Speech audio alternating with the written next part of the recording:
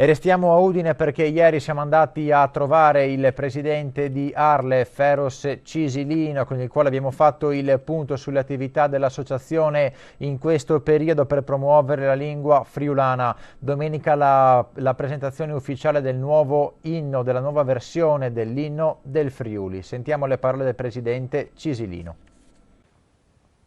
Presidente Cisilino, continua il grande impegno di Arlef nel promuovere la diffusione e la conoscenza della lingua friulana. Prossima data importante è quella a Vitodasio.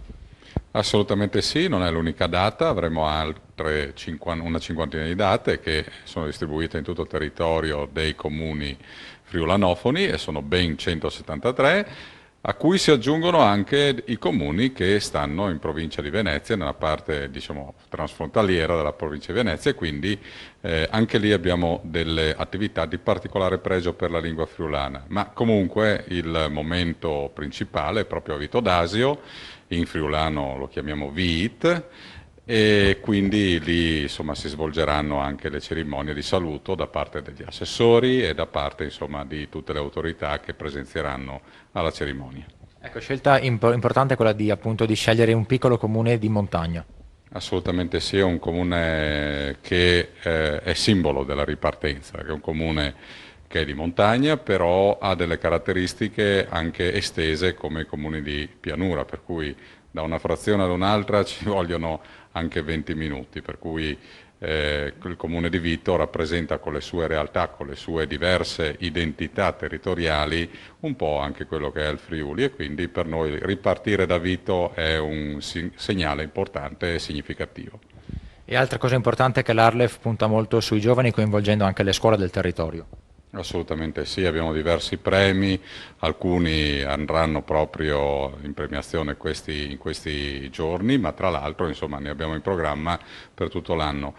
L'attività sulle nuove generazioni è estremamente importante perché vediamo una rinascita di interesse e anche un interesse qualificato, per cui con grande capacità di entrare nella conoscenza della lingua ed utilizzarla al meglio. Abbiamo visto che ci sono stati dei progetti che hanno avuto un particolare successo, ad esempio Iup al tubo, ma anche qualcosa di più scientifico, di più particolare, anche se vogliamo da un punto di vista di argomenti. Iup al tubo rappresenta una panoramica, un ventaglio di tante cose, per cui dalla storia alla natura, alla geografia, al divertimento, chiaramente, no? Però vediamo che stanno sorgendo autonomamente diversi progetti, diverse attività, e questo ci fa molto piacere, si vede che è stato seminato bene.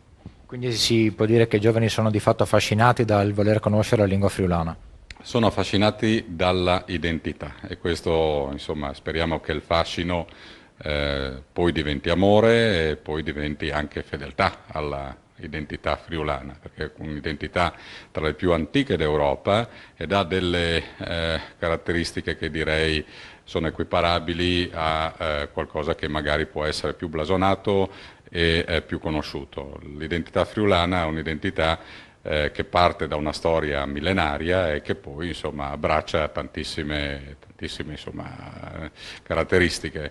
La prima per noi, ma non solo per noi, è proprio la lingua friulana, una lingua millenaria che appunto come la nostra bandiera rappresenta questa regione, ma rappresenta tutto un territorio che era molto ampio, anche molto più ampio insomma, dell'attuale regione Friuli Venezia Giulia.